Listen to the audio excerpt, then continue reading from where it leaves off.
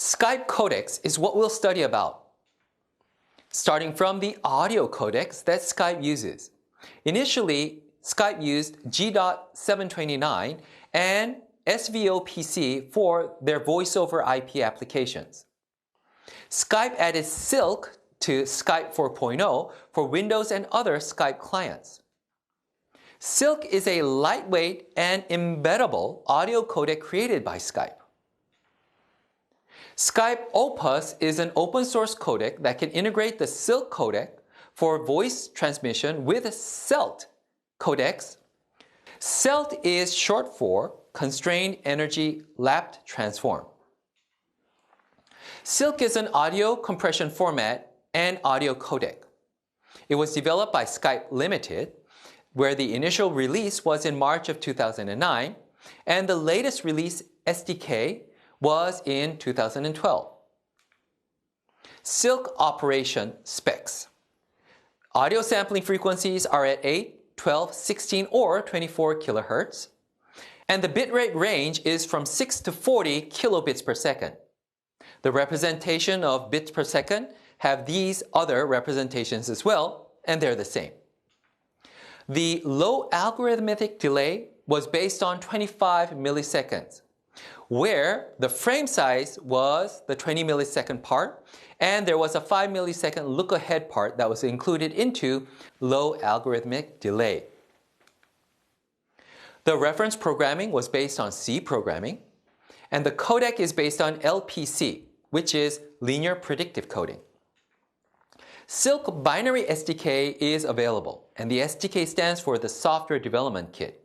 So you can see that development of various new technologies can be enabled through the SDK. Skype Audio Codec Opus is what we'll look into now. Designed as a lossy audio coding format to efficiently encode speech and general audio into a single format. Opus was designed to combine Silk and CELT, switching between or combining Silk and CELT as needed for maximum efficiency. The Opus also maintains low latency, sufficient for real-time interactive communications. Opus was designed to have low complexity to run on low-end ARM3 processors.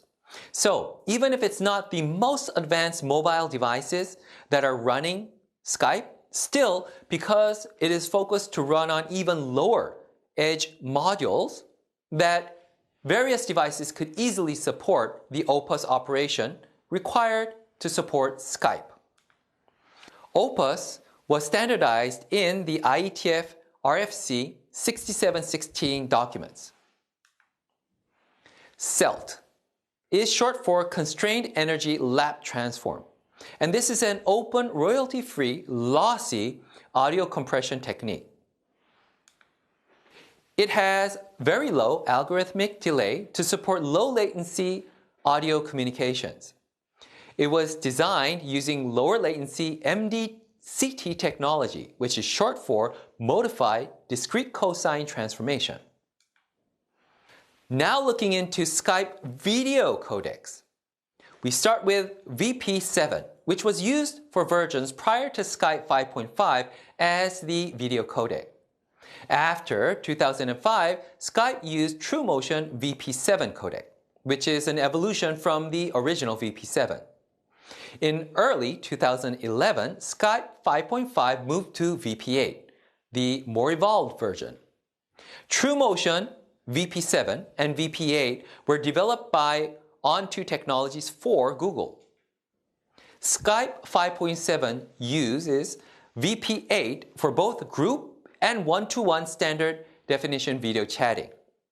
The big change came in 2011 when Skype was acquired by Microsoft. Then the video codec was changed to the H.264. And this is a very powerful protocol, which I will explain in detail in this lecture module. Going into the further details of the Skype video call quality, the standard mode has a video resolution of 320 by 240 pixels with 15 frames per second. Then the upper end High quality mode has a resolution of 640 by 480 pixels with 30 frames per second.